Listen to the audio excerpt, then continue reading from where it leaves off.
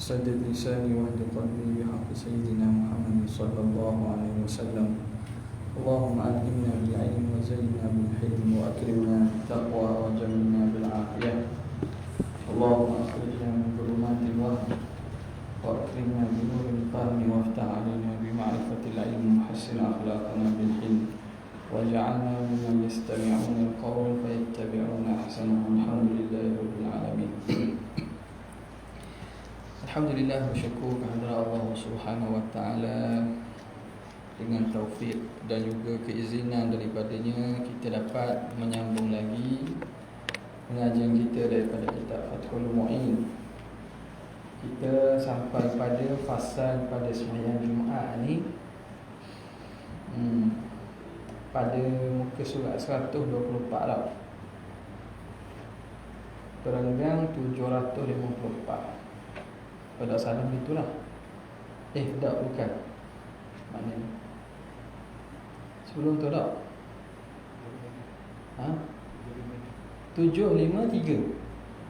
753. Wa kuriha lidakhilin tahiyyatun. Situ.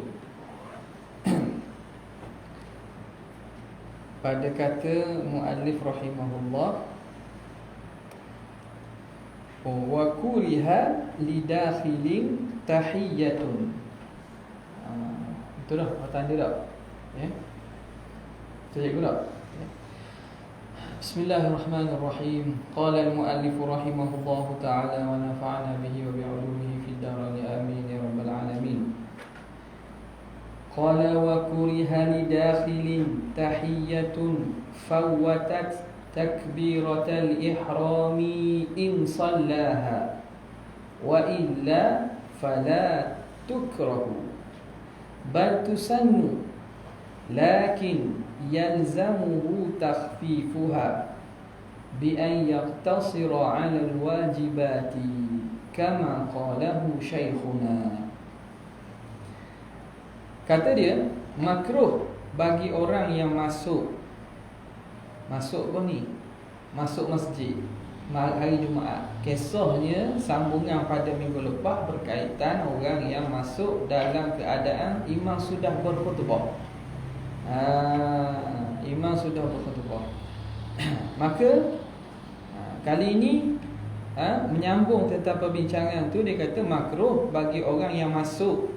Makruh apa dia? Tahiyat yang meluputkan takbiratul ihram bersama imam. Jika dia sembahyangkannya, kalau dia sembahyang tahiyatul masjid juga, tak sempat dia takbiratul ihram dengan tu imam. Lewat dah, nak habis dah khutbah kedua. Jadi dia masuk lewat. Kalau dia sembahyang tahiyatul masjid, kayak gitu imam takbiratul ihram sembahyang Jumaat memang terlepas lah dia. Tapi sembahyang sempat, tapi tak sempat takbiratul ihram. Hukumnya makruh. Jadi nak buat apa? Tunggu dalam keadaan qiyam tersebut. Tunggu dalam keadaan qiyam. Dan kayak gini, bila tu imam sembahyang Jumaat, akad takbiratul ihram untuk sembahyang Jumaat, dia pun takbir juga sekali dengan tu imam. Lepas ada tu imam takbir dah, dia pun sembahyang Jumaat. Maka Jumaat itu menjadi juga tahiyatul masjid untuk dia. Jadi dia sembahyang Jumaat tu dengan dia masuk sekali niat tahiyatul masjid, maka jadi sembahyang Jumaat dia sah dan dia dapat juga pahala tahiyatul masjid. Jadi dia tunggu dalam keadaan berdirilah. Dia kata makruh bagi orang yang masuk tahiyat, masuk situ, bukan masuk tahiyat. Masuk, yakni masuk masjid. Makruh tahiyat, yakni tahiyatul masjid yang meluputkan takbiratul ihram bersama imam, jika dia sembahyangkannya sembahyang tahiyatul masjid tadi. Jika tidak luput, maknanya kalau dia sembahyang tahiyatul masjid sempat takbiratul ihram dengan tu imam, maka tidak dimakruhkan. Tak makruhlah. Dia mari tu maknanya dia anggur-anggur sempat ni tu imam khutbah kedua ni, baru start khutbah. Kayak gini doa panjang pula. Doa corona tu panjang. Doa panjang pula. Jadi dah lah. Tengok sebelum ni pun dia anggur-anggur sempat, tak pun tak makruh lah hukum dia. Bahkan sunat pula. Sunat dia sembahyang tahiyatul masjid. Akan tetapi lazim dia meringankannya, tapi dia mesti meringankan sembahyang tersebut. Jangan pergi baca panjang-panjang lah. Dengan bahawa dia menyimpan di atas yang wajib-wajib. Menyimpan ni terjemuh pada bahasa Arab yaktasiru. Kitab lama pun sebut menyimpan. Menyimpan ni makna menghadkan. Menghadkan atas perbuatan wajib je, rukun-rukun saja. Itu cara nak meringankan sembahyang tu, buat hak wajib saja. Baca surah pun tak ayat lah maksudnya. Nampak tak? Zikir 3 kali tu tak payahlah. Sekadar buat yang wajib. Seperti mana mengatakannya Syekh kami, sebagaimana berkata oleh Syekh Ibn Hajar Al-Haytami. Okey. Tengok dia kata wa kuriha li dakhilin, dan makruh bagi dakhilin, orang yang masuk ai dakhili mahallis solat, masuk tempat sembahyang. Tahiyyatun, naib fa'il bagi kuriha. Makruh makruh apa? Dimakruhkan sembahyang tahiyatul masjid. Tahiyatul masjid hok mana? Ni sifat dia. Fawatat takbiratul ihram. Sembahyang tahiyatul masjid yang meluputkan takbiratul ihram. Yang meluputkan maksudnya yang menyebabkan tak sempat takbiratul ihram, yakni ma'al imam, bersama imam. In sallaha, kalau makmum tadi sembahyang tahiyatul masjid. Macam sebut tadilah. Wa illa, jika tidak, wa illam tufawwiti at-takbiratul ihram, wa illam tufawwit at-tahiyyatu takbiratul ihram, kalau tidak meluputkan sembahyang tahiyatul masjid tu takbiratul ihram, maknanya kalau dia sembahyang, selesai sembahyang memang dia sempat takbiratul ihram bersama tu imam, fala tukrahu, maka tak makruh, bal tusannu, bahkan sunat hukum dia. Lakin yalzamuhu takhfifuha, tapi lazim akan dia oleh meringankan sembahyang tu. Tapi apa dia cara nak buat tu, dia kena meringankan sembahyang. Ni sama juga. Orang yang mari, hatta mari ketika tok imam khutbah, mula-mula khutbah pun sama. Kerana nak meraih mendengar khutbah tu dia masuk masjid, tahiyatul masjid, maka sembahyang tahiyatul masjid tu buat yang ringkas. Buat ringkas, ringankan. Bagaimana taswir ringankan tu? Bi an yukhaffifa, bi an mana ni? Yaktasira, bi an yaktasira 'ala al-wajibat, dengan bahawa dia menghadkan atas perbuatan wajib sahaja. Baca Fatihah, lepas tu rokok, tidak sujud. Tapi tamakninah kena ada lah, sebab tamakninah ni wajib. Hatta sembahyang sunat pun wajib tamakninah. Tapi bacaan-bacaan zikir yang dalam rukuk dan sujud tu tak perlu. Kama qalahu Syekhuna, sebagaimana berkata oleh guru kami, iaitu Syekh Ibn Hajar Al-Haytami. Habis. Selesai tu.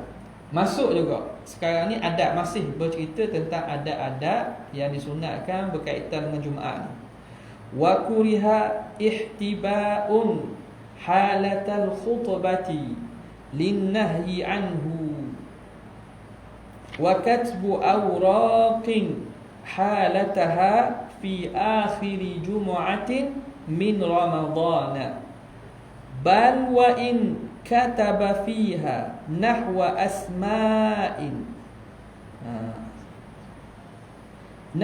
asma'in siryaniyatin yajhalu ma'naha haruma.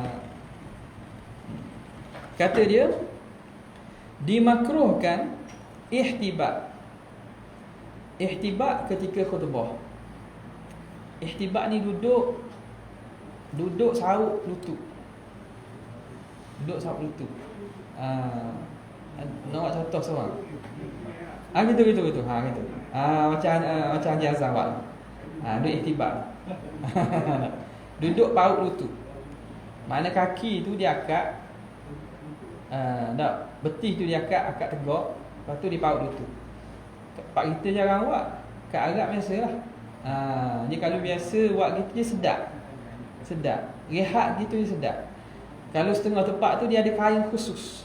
Belah-belah Yaman ke, dia ada kain khusus, dia buat untuk pegang. tok belakang ni kita boleh buat ambil kain. Kain gini boleh ni panjang ni. Ikat belakang, ikat depan ni. Jadi kemah tadi. Kemah. Sebelah ada lagi ihtibat. Dulu pula. Okey.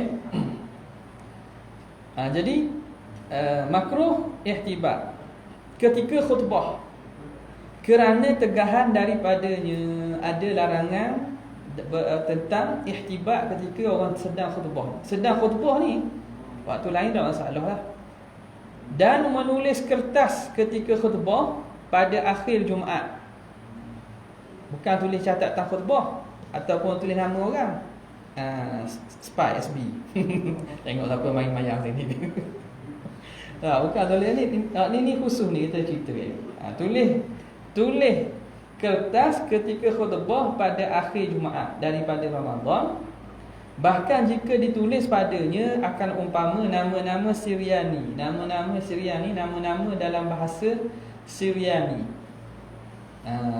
Nama-nama dalam bahasa Syriani. Katanya kitab Injil diturunkan dalam bahasa Syriani lah. Bahasa Syriani. Yang dijahilkan maknanya. Bahasa Syriani bahasa lama ni, bahasa Bani Israel. Bahasa Bani Israel, bahasa kuno ni ada lagi hak tahu. Hak belajar hak bahasa Syriani ni ada lagi di setengah-setengah tempat di apa nama ni, kabilah-kabilah Arab di Lebanon ataupun di belah Syria. Dia memang maknanya bahasa kita, bahasa kalau orang putih Greek kuno kan, bahasa Greek kuno ni gitu lah. Tapi ini bahasa diturunkan kitab-kitab suci zaman dahulu, bahasa Syriani. Yang dijahilkan maknanya, tulis dalam bahasa Syriani yang tidak ditahu makna. Haram, hukumnya haram. Okey, kita baca satu-satu balik. Kata dia wa yukrahu mana tadi? Wa yukrahu wa kuriha ihtiba'un. Makruh ihtiba'. Makruh ihtiba'. Kerana apa? Ulama kata kerana duduk seperti itu dia menyebabkan ngantuk. Duduk seperti itu menyebabkan ngantuk. Ini pada ghalib ataupun pada sebahagian orang lah. Sehingga kan sebahagian daripada ulama mutaakhirin kata kalau duduk gitu tak ngantuk tak apa. Kalau duduk sebegitu tidak menyebabkan mengantuk tak apa. Jadi illah jadi makruh itu kerana duduk itu dia mendatangkan rasa mengantuk. Mendatangkan rasa mengantuk. Dia sedar, ralik, anyuk, sedar-sedar. Habis dah khutbah. Jadi menyebabkan tidak memberi tumpuan ketika khutbah. Maka itu sebab dia kata makruh itu. Bila itu halatal khutbati, ketika khutbah, linnahyi anhu, kerana datang larangan. Antaranya daripada hadis riwayat Abi Dawud dan Tirmizi daripada Muaz bin Anas, naha Rasulullah sallallahu alaihi wa alihi wa sahbihi wasallam anil habwati yaumal jum'ati wal imam yakhutubu. Nabi larang orang melakukan ihtiba, duduk keadaan itu hari Jumaat ketika tok khatib sedang berkhutbah. Sesat tu. Okey, masuk seterusnya wa katbu awraqin, dan makruh juga menulis atas kertas, tulis kertas, maknanya tulis atas kertas. Ni orang buat apa ni? Ini ada sebahagian daripada kepercayaan lah, kepercayaan sebahagian masyarakat Arab. Dia tulis mana? Pada akhir hari Jumaat bulan Ramadan. Akhir hari Jumaat, maknanya Jumaat yang terakhir Ramadan, masa tengah tok khatib itu tengah khutbah, dia buat tulis. Tulis apa ni? Tulis dia panggil macam kita kata azimat. Tulis azimat, hafaizah. tulis azimat. Azimat tulis nama-nama bacaan ni lah. Untuk apa? Tujuannya untuk supaya jadi azimat lah. Jadi azimat. Untuk jaga diri ke, untuk jadi kaya ke dan seumpamanya. Jadi perbuatan ni berlaku dalam sebahagian masyarakat Arab. Benda ni tak betul. Jadi musannif kita yang melihat benda itu, maka dimasukkan hukum dalam kitab fiqh. Nak kabur bukan suruh buat ni. Salah benda itu. Apa yang dibuat dalam kepercayaan sebahagian masyarakat yang mana sebab benda-benda macam ilmu-ilmu menulis wafat, azimat semua ni, ada sebahagian ulama menganggapnya benda itu benda yang salah. Apatah lagi menggunakan nama-nama yang tidak diketahui makna. Macam lepas ni, guna bahasa nama Tuhan dalam bahasa Syriani. Maka jadi Tok Momo agak pun ada kok. Jadi orang Melayu kita ada Tok Momo. Tok Momo kita macam-macam. Hak jenis menurung ada. Dah hak jenis silat. Hak silat pun ada. Mari hang tuah, mari. Jadi agak pun ni ada juga jenis-jenis main ilmu-ilmu bomoh yang tak betul.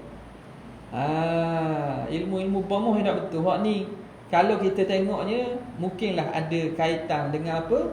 Dengan sihir yang diajar pada zaman Nabi Sulaiman dulu. Bukan Nabi Sulaiman aja. Syaitan. Nampak tak? Jadi sihir-sihir gitu boleh jadi meresap masuk dalam tamadun-tamadun masyarakat yang duduk di Timur Tengah. Jadi sebahagian mereka kadang meliputkan ataupun menghiasinya dengan nama agama. Dia hias dengan nama agama, dia tutup dengan nama agama, nama Islam. Nampak comel lah. Tapi sebenarnya tak betul.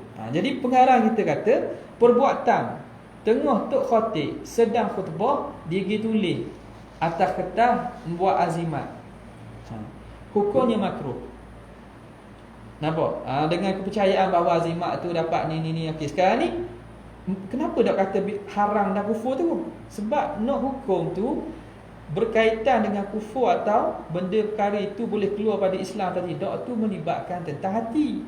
Dia percaya, dia tulis tu hatta pegang orang yang ada dan pakai azimat. Adakah kita hukumkan dia tu syirik teruk? Tak boleh kata lagi. Sebab berkaitan dengan isu azimat ini, pakai kita panggil apa? Tangkal dan azimat ni lah. Tak. Jadi benda ini ada tafsirnya, ada huraian dan perinciannya. Azimat tu tulis apa? Ayat Quran yang betul ke tidak? Makna yang molek ke tidak? Kemudian pakai dengan niat apa? Nampak? Jadi benda itu ulama tafsirkan. Kalau tak silap mungkin dalam Al-Azkar An-Nawawiyah mungkin ada sebutlah aku. Kalau tak silap saya lah, ada bab khusus berkaitan dengan ni. Okey. Jadi secara umumnya ulama tidak hukum secara ratus. Tak boleh ni, tak boleh ni. Tak. Sebab apa? Sebab ada sebahagiannya mengatakan dibenarkan dengan syarat-syarat dia. Dengan syarat-syaratnya ketatlah dibenarkan. Lagi mana kita i'tikad benda itu yang memberi manfaat dan mudarat itu Allah Taala sahaja.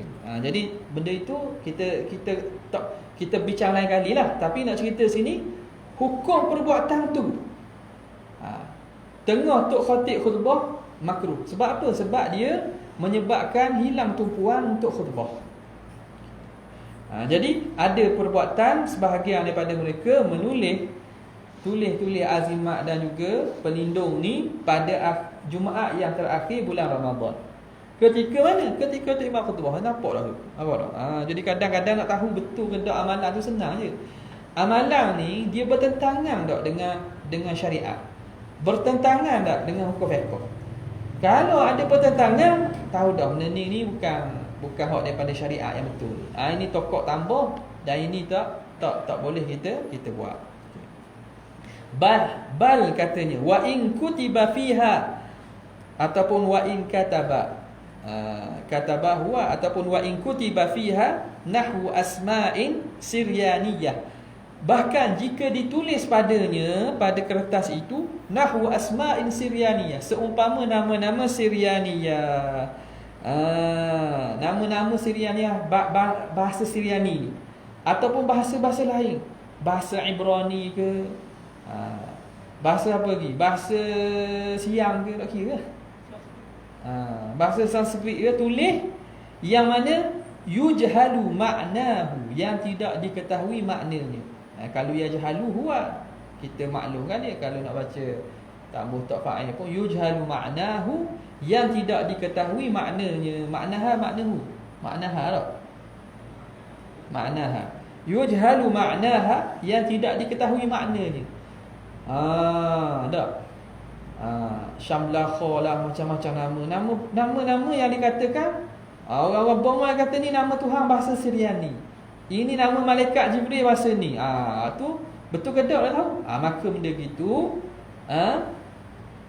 kalau dia tulis nama-nama perkataan yang tidak dia tahu maknanya, maka hukumnya haruma, jadi haram. Jadi haram pula. Nampak? Okey, boleh. Samalah kalau kita nak kaitkan tekan baca Japi. Orang Japi, berobat orang ni Japi. Japi kalau makna betul tak apa. Makna tu tak ada makna syirik. Ingat dulu masa tu orang tanya arwah Tuan Guru Haji Abdul Rahman. Tok Haji Mang Bombay. Haji Mang Kuala tu. Orang tanya dia kata kalau Japi dengan bahasa Thailand tapi makna betul, dia tahu makna, tak apa. Kalau Tok Bomo bukan Tok Bomo Siang Kapir tu. Tapi baca bahasa Siang. Tapi makna tu tak ada makna syirik. Bahasa yang bahasa tu kita tak tahu lah contohnya, tapi orang yang tahulah dia tu maknanya tak ada makna syirik. Dia kata tak ada masalah. Jadi selagi mana dia tidak ada unsur-unsur syirik dan makna yang syirik, maka tak ada masalah. Di sini dia dah tahu makna apa. Bila dah tahu tak boleh. Sebab mungkin ni orang kata ni nama Allah Ta'ala dalam bahasa Syriani, kok nama syaitan kot. Seru nama syaitan. Syaitan ni, syaitan merah, syaitan hijau, syaitan biru, syaitan orang macam-macam. Jadi dah tahu tu haram hukumnya. Habis. Selesai tak? Itu berkaitan dengan. Kemudian katanya wasunna qira'atu surati kahfin yaumal jum'ati wa lailataha li ahaditha fiha wa qira'atuha naharan akadu wa aulaha ba'da subhi musara'atan lil khairi. Musara'atan lil khairi ke lil khabar? Lil khairi. Jadi itu titik tu macam bar tau. Lil khairi, bukan khabari, lil khairi. Musara'atan lil khairi. Wa an yukthira minha wa min sa'iril Qur'an fihima. Wa yukrahul jahru bi qira'atil kahfi wa ghairiha in hasala bihi ta'adhin li musallin aw na'imin. كما صرح به النووي في كتبه.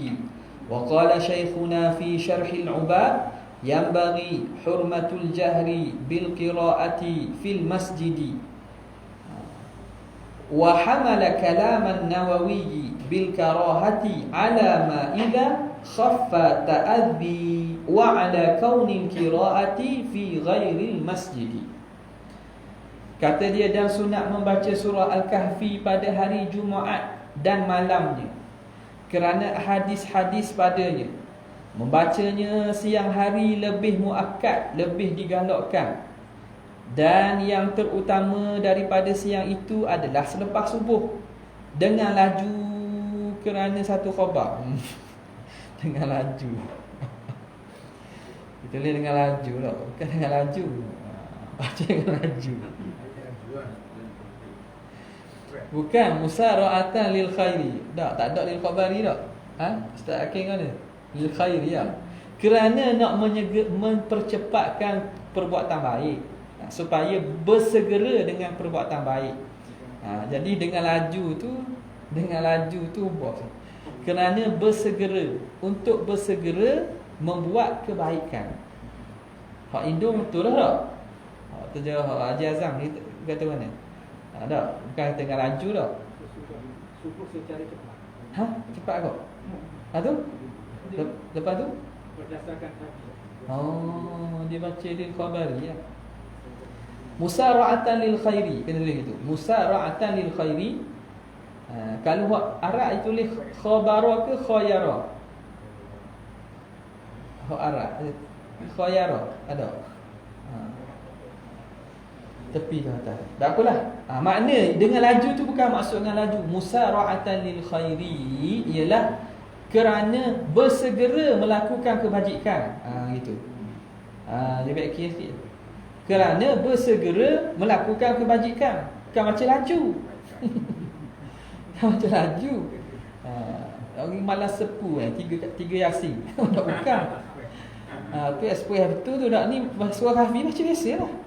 Kerana bersegera melakukan kebajikan. Musara'atan lil khairi. Kerana nak bersegera melakukan kebajikan. Itu. Jadi dengan laju kerana satu khabar tu baik kira. Dan bahawa dia banyak membacanya dan sekalian Al-Quran pada siang dan malamnya. Dan perbanyakkan baca ulang pun tak apa. Surah Kahfi tadi dan ayat-ayat Quran. Dimakruhkan nyaring dengan membaca Al-Kahfi itu dan selain Al-Kahfi jika terhasil gangguan bagi orang sembahyang atau tidur. Baca kuat yang makruh lah. Sebagaimana yang dijelaskan oleh Nawawi di dalam kitab-kitabnya. Kata Syekh kami di dalam Syarah Ubab, sayugia haram menyaringkan bacaan di dalam masjid. Ditanggungkan kalam Nawawi dengan makruh itu di atas keadaan apabila ringan gangguan itu. Jadi Imam Nawawi kata makruh tu kalau gangguan tu sikit, ringan, makruh. Kalau dok haram. Dan di atas keadaan bacaan itu pada selain masjid. Dan baca pada selain masjid. Tu Imam Nawawi kata makruh. Okey, kita baca balik. Kata pengarang, wa sunna qira'atu surati kahfin, dan disunatkan membaca surah kahfi yaumal jum'ati wa lailataha, pada malam Jumaat dan pada hari Jumaat dan malamnya. Jadi kita masuk malam Jumaat dah ni. Dah kesunatan itu dah ada dah hukum tu. Maknanya atas kita nak buat tak mau buat. Sunat pada malam Jumaat dan hari Jumaat. Sapalah ke mana? Sapa ke habis hari Jumaat, iaitu sebelum masuk garis. Bahkan ulama kata kalau dok dam pun qada lah lepas tu. Sebab perbuatan amalan ni sunat orang yang tinggal untuk qada dia. Nampak? Maknanya kalau katalah esok terlepas juga ataupun galik-galik dok teringat, bacalah malam Sabtu pun. Okey, jadi yang disunatkan pada malam Jumaat dan siang Jumaat li ahaditsa fiha, kerana datang hadis-hadis yang banyak berkaitan dengan bacaan ni. Nampak? Man qara'aha yaumal jum'ati adha'a lahu minan nuri ma bainal jum'ati. Siapa yang membaca surah Kahfi hari Jumaat akan bercahaya terang daripada cahayanya di antara dua Jumaat tu. Allah Ta'ala beri padanya cahaya antara Jumaat ni sampai Jumaat satu lagi. Bahkan kata tambah 3 hari pula. Sebab seminggu 7 hari. Satu amalan baik Tuhan ganda 10. 7 hari tambah 3. Tambah 3 hari. Okey. Man qara'a surah Al-Kahfi lailatul Jumaat, siapa yang membaca surah Kahfi malam Jumaat atau hari Jumaat, Allah Taala beri nur kepadanya. Dan diampunkan sehingga Jumaat yang akan datang tambah 3 hari. Wa salla alaihi 70,000 malakin, dan akan berselawat memohonkan ampunan kepadanya 70,000 malaikat sehingga subuh, sehingga berpagi-pagi. Wa ufiya minad da'i, dan banyaklah itu dalam sebahagian riwayat. Okey, maka dia kata sunat baca surah Kahfi. Wa qira'atuha naharan akadu, dan membaca surah Kahfi pada siang hari lebih muakkad, lebih digalakkan daripada baca malam. Ini juga benda mungkin kita baru dengar lah. Antara malam dan siang, surah Kahfi ni mana hak paling molek? Jadi tuan kita kata hak paling moleknya ialah baca waktu siang. Baca waktu siang. Tapi baca malam boleh dah. Antara afdal, antara siang dan malam, surah Kahfi baca bila? Baca waktu siang. Kemudian wa aulaha ba'da subhi. Yang paling aula, yang paling lebih utama ialah lepas subuh. Lepas subuh. Jadi orang ulama kita buat malam Jumaat baca surah Yasin tu tak ada masalah dah sebenarnya. Nampak tak? Sebab apa? Sebab pagi esok tu baca surah Kahfi. Ada sejid saya tengok cerita lah, ada sejid dia baca lepas subuh lah. Surah Kahfi lepas subuh. Molek kan? Hak paling aula ialah baca selepas subuh. Kerana apa? Musara'atan lil khair. Kerana nak bersegera kepada kebajikan. Awal-awal hari tu buat tu. Okey, satu. Wa an yukthira minha, dan memperbanyakkan daripadanya, daripada bacaan surah Kahfi tadi. Ulama kata makna sunat seorang itu ulang surah Kahfi. Mana baca lepas habis, baca sekali lagi. Baca sekali lagi. Sekurang-kurang makna ulang tu 3 kali lah. Okay. Wa min sa'iril Quran, dan sunat ulang membaca surah-surah Quran hak lain. Fihi ma, padanya, pada hari dan malam Jumaat. Hari Jumaat dan malam Jumaat. Okey, selesai situ. Okey, baca pula wa yukrahul jahru bi qiraatil kahfi wa ghairihi. Sekarang ni adab bacaan. Kita nak baca Quran pun janganlah sehingga mengganggu orang. Hukumnya apa? Makruh. Wa yukrahul jahru bi qiraatil kahfi wa ghairihi in hasala bihi ta'adzin li musallin aw naimin. Dan dimakruhkan menguatkan bacaan surah Kahfi dan selain surah Kahfi jika terhasil dengannya menyakitkan, mengganggu orang sembahyang ataupun orang tidur. Kita baca menyebabkan orang sebelah terganggu dengan bacaan kita, hukumnya makruh. Kama sarraha bihi Nawawi fi kutubihi, sebagaimana menjelaskan dengan sarih oleh Imam Nawawi dalam kitab-kitab dia. Imam Nawawi sebut jelas bahawa hukumnya makruh. Okey, sekarang ni perkataan Imam Nawawi mengatakan makruh. Datang selepas pada itu Imam Ibn Hajar. Qala Shaykhuna fi Syarhil Ubad. Berkata guru kami iaitu Syekh Ibn Hajar Al-Haytami dalam Syarah Ubad. Ubad ni bagi Imam Al-Muzajjad. Syarah Ubad Al-I'ab pada fi Syarhil Ubad. Ubad bagi Imam Al-Muzajjad. Jadi Ibn Hajar dalam Syarah Ubad mengatakan yang bagi hurmatul jahri bil qiraati fil masjid. Sayugia hukumnya haram memuatkan bacaan dalam masjid. Dalam masjid kita baca Quran kuat sehingga orang terganggu, tu hukumnya Imam Ibn Hajar kata hukumnya haram. Jadi Imam Nawawi kata makruh. Hak mana ni? Sebab itu ulama-ulama Syafi'iyah pada nak menentukan dan nak mentafsir serta menghuraikan kalam al-a'immah, perkataan imam-imam mazhab, ulama-ulama mazhab, siapa yang paling layak? Tentulah ulama mazhab tu sendiri. Bukan orang lain yang tak tahu pun tentang mazhab Syafi'i ataupun tahu sikit-sikit ataupun baru tahu mazhab Syafi'i tiba-tiba nak mentafsirkan, nak menghuraikan maksud kalam imam, maksud kalam ulama Syafi'i. Tak kena lagi tu. Sama kok macam rumah kita. Siapa yang lebih tahu tentang hal rumah kita? Tentu orang dalam rumah. Orang luar rumah ataupun masuk sekali rumah kita, dia pun nak komen, tak tahu pun. Jadi begitulah mazhab Syafi'i ni. Dia ada a'immah dalam mazhab tu, ulama-ulama mutaakhirin, ulama-ulama yang membuat hasyiah dan membuat syarah pada kalam imam-imam sebelum tu, kalam Imam Nawawi, Imam Rafi'i. Mereka kata mereka itulah yang lebih mengetahui tentang maksud yang dikehendaki dalam kitab para ulama. Okey. Ibn Hajar dia kata sayugia hukumnya haram menguatkan bacaan di dalam masjid. Maka bertentangan dengan perkataan Imam Nawawi. Imam Nawawi kata makruh. Jadi Ibn Hajar dia tanggung wa hamala kalam al-Nawawi bil karahati. dan menanggung Imam Ibnu Hajar perkataan Imam Nawawi yang mengatakan makruh itu ala ma idza khaffa at-ta'addi, jika gangguan itu ringan, menyakitkan tu, mengganggu tu ringan je. Hak tu maksud Imam Nawawi yang kata makruh.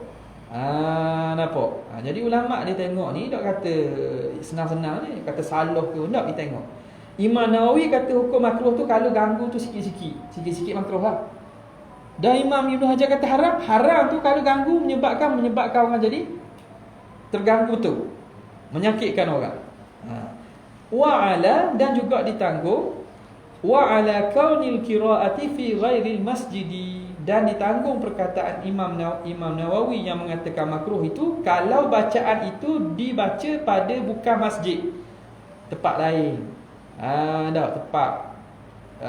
Tempat ikutlah mana-mana. Tempat penggubah ke, tempat mana, tempat menunggu ke apa, tempat yang bukan masjid, maka hukumnya makruh tu pada situasi itu. Jadi itu kira jamak lah tu, menghimpunkan antara maksud kalam Imam Nawawi dan juga Ibnu Hajar. Okey, habis. Kemudian katanya wa iktharu salatin ala nabi sallallahu alaihi wa alihi wa sahbihi wasallam yaumaha wa lailataha lil akhbari sahihati al-amirati bidzalika fal iktharu minha afdalu min ikthari dhikrin aw qur'anin lam yarid bi khususihi qalahu shaykhuna. Dan membanyakkan selawat ke atas Nabi sallallahu alaihi wasallam pada siangnya dan malamnya kerana khabar ni mana hadis-hadis yang sahih yang menyuruh dengan demikian itu, maka membanyakkan selawat itu terafdal daripada membanyakkan zikir atau Quran yang tidak datang dengan khususnya, mengatakannya syekh kami. Nampak? Jadi sekarang ni masuk apa lagi yang kita sunat buat hari Jumaat ni. Dia kata wa iktharu salatin 'alan nabi, memperbanyakkan selawat ke atas Nabi sallallahu alaihi wasallam. Wa sunna iktharu salatin, dan disunatkan memperbanyakkan selawat ke atas Nabi sallallahu alaihi wasallam. Okay. Jadi paling sikit banyak tu.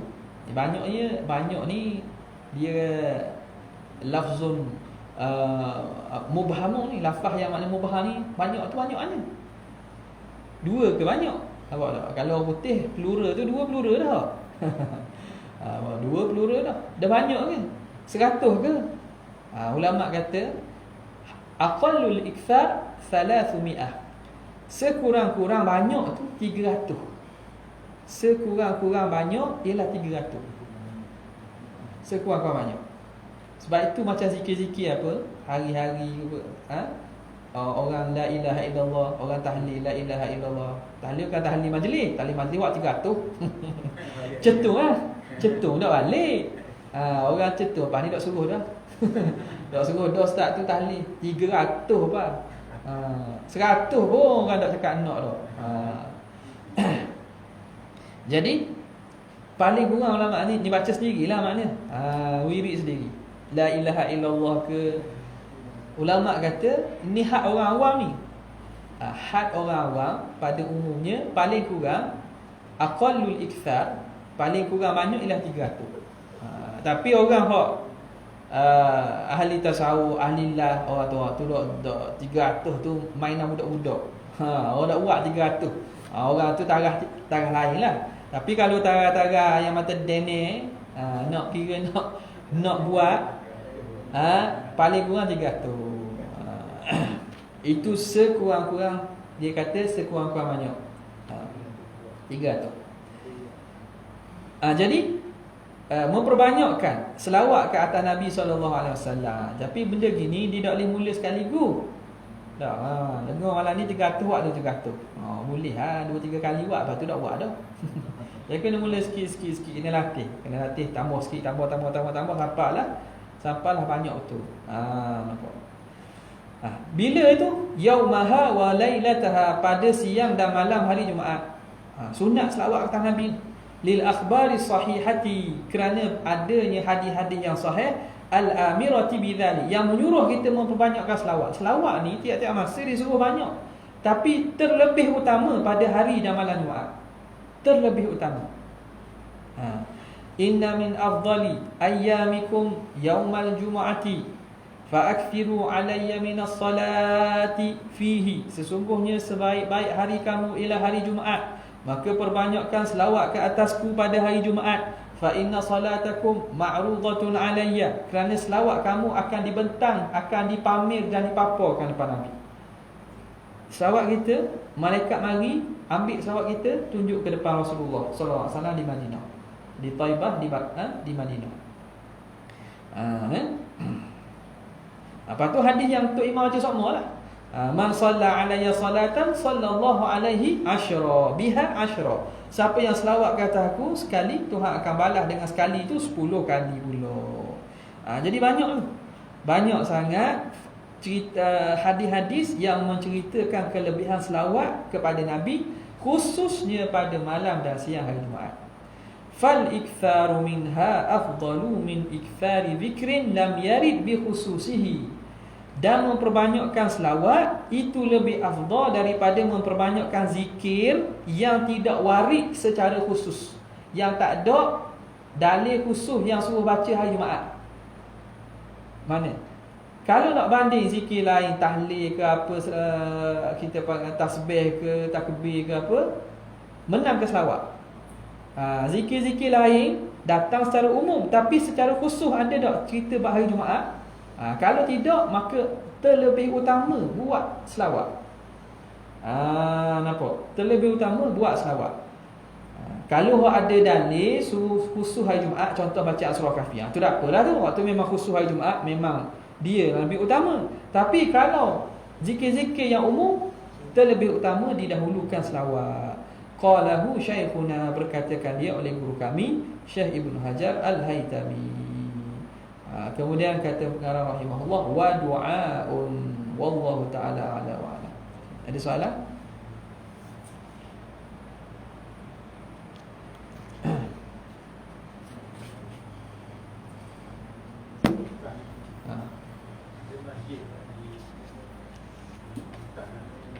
Dia buat 10 habis 10. Macam mana? Ayat. Dia buat 10 ayat awal, 10 ayat akhir. Itu berkaitan dengan kelebihan orang yang membaca dan menghafal 10 ayat Al-Kahfi awal ataupun akhir, itu diselamatkan daripada fitnah Dajjal. Itu kelebihan tu. Diselamatkan daripada fitnah Dajjal. Waktu kelebihan 10 ayat daripada surah Kahfi. Hak suruh baca Kahfi ni, hak sunat baca ni, baca penuh ya. Hak ni baca penuh. Hak ni lain pula ni. Nampak?